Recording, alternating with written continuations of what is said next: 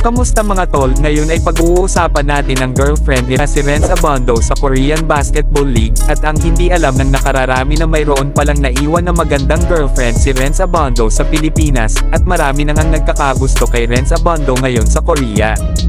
Dahil napapamangha nga ang mga manunood na babae at pati na rin ang cheer dancer ng anyang KGC na napapatitig sa kay Renz Abondo sa tuwing makakapagpuntos ito sa laro. Subalit wala nang ang pag-asa ang mga babaeng fans at ang mga nagkakagusto kay Renz Abondo dahil mayroon na itong minamahal. Napakaswerte nga ni Renz Abondo hindi lang sa mga naging achievement nito pati na rin sa kanyang love life mga tol. At ang babaeng bumihag sa puso ni Renz Abondo ay si Rizal Diamante. Nagkakilala nga si Renz Abondo at ang kanyang kasintahan na si Rizal Diamante sa Universidad ng UST.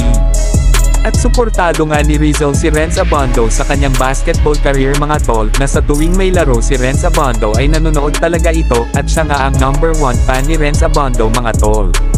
At hindi nga natin makakaila na maganda nga ang girlfriend ni Renz Abondo, at sa mga hindi nakakaalam sumali pala ng Miss Buena Vista Tourism ang girlfriend ni Renz Abondo noong 2019 at nakahiligan nga ng girlfriend ni Renz Abondo ang pagsali sa mga ganitong patimpalak. At mapunta naman tayo sa social media account ng magkasintahan mga tol, makikita nga sa mga post at litrato ng magkasintahan na masaya nga sila sa isa't isa. At mapapansin nga sa kanilang mga mukha ang kaligayahan na dulot ng kanilang pagmamahalan mga tol. Pero may mga ilan nga na naiinggit sa relasyon nila Renz Abondo at Rizal, na sa isang post ni Renz Abondo sa Facebook na kasama ang kasintahan nito, ay inani nga ito ng mga samot-saring mga reaction sa mga netizen mga tol, na ang ilan ay nagbigay ng mga magagandang komento at hindi nga maiiwasan na ang ilan naman ay nagbigay ng hindi kaaya-aya at hindi magandang comment patungkol sa picture post ni Renz Abondo sa kanyang social media account kasama ang kanyang kasintahan.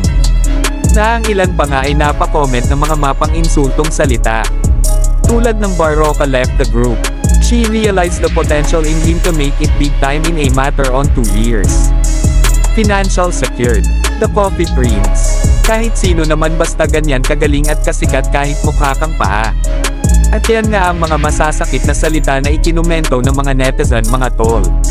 At sa tingin ko naman mga tol, lahat ng naging komento ng mga netizen patungkol sa relasyon ni Renz Abondo ay hindi lahat totoo, dahil talagang nagmamahalan ng totoo ang dalawa, at ang sabi pa nga ng iba ay wala yan sa itsura, nasa puso yan. Ano kaya ang opinion niyo patungkol dito mga tol?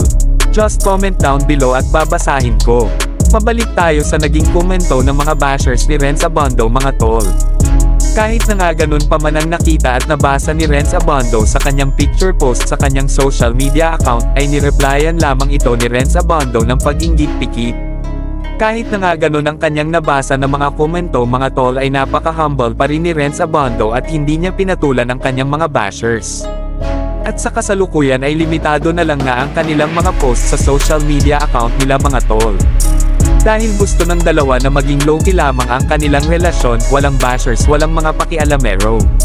At kung nagustuhan mo ang aking video ay huwag mo namang kalimutan na mag-subscribe bilang suporta.